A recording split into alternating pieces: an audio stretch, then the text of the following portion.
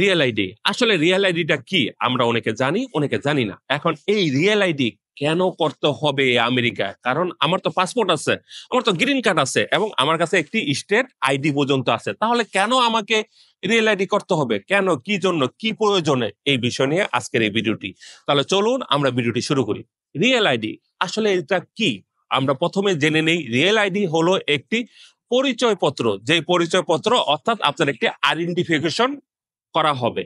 এটা নতুন করে এই আমেরিকার সরকার অর্থাৎ তৈরি করেছে, অধ্যাদেশ জারি করেছে যে আপনাকে একটি রিয়েল আইডি করতে হবে। অর্থাৎ এই আমেরিকার এক স্থান থেকে অন্য স্থানে আপনি যদি ভ্রমণ করতে চান, আমরা অনেকেই নিউ ইয়র্কে থাকি, আবার অনেকে ফ্লোরিডা থাকি, আবার অনেকে টেক্সাসে থাকি, ক্যালিফোর্নিয়া থাকি।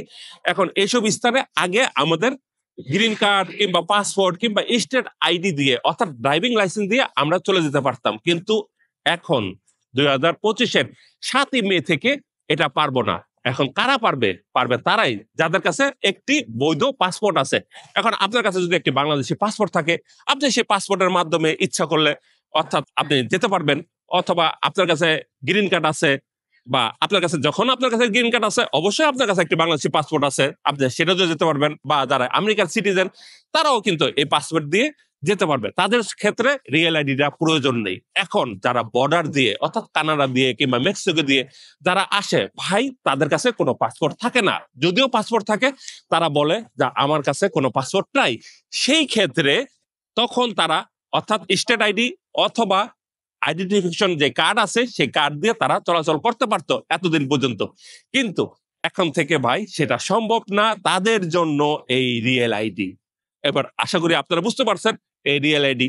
এখন তারা যদি এই রিয়েল আইডি করতে চায় তাহলে কোথা থেকে করবে? এই রিয়েল আইডি করাটা একদম সহজ ভাই। এই রিয়েল আইডিটা একদম সহজ এই জন্য যে এই রিয়েল আইডি আপনি করতে পারেন একমাত্র ডিএমবি থেকে, অর্থাৎ নিকটস্থ আপনি যে ডিএমবি অফিস আছে সেই ডিএমবি অফিস থেকে আপনি এই রিয়েল আইডিটা করতে পারেন। এই জন্য প্রয়োজন কি? একটি প্রুফ অফ অ্যাড্রেস, আর আপনার যদি বার্থ সার্টিফিকেট থাকে বাংলাদেশের সেই সার্টিফিকেট, অথবা আপনি যেখানে থাকেন কিংবা আপনার কাছে অবশ্যই একটি আইডি আছে স্টেট আইডি, সে আইডি, অথবা আপনার যদি ড্রাইভিং লাইসেন্স থাকে সেটা নিয়ে আপনি জাস্ট সাধারণত ডিএমবি অফিসে যাবেন, ন্যূনতম একটি ফি দিবেন। এই ফি দিয়ে আপনি অতি দ্রুতভাবে আপনার যে এরিয়াটা অ্যাড্রেসটা আপনি ব্যবহার করবেন সেই অ্যাড্রেসেই আপনি আপনার রিয়েল আইডিটা আপনি পেয়ে যাবেন।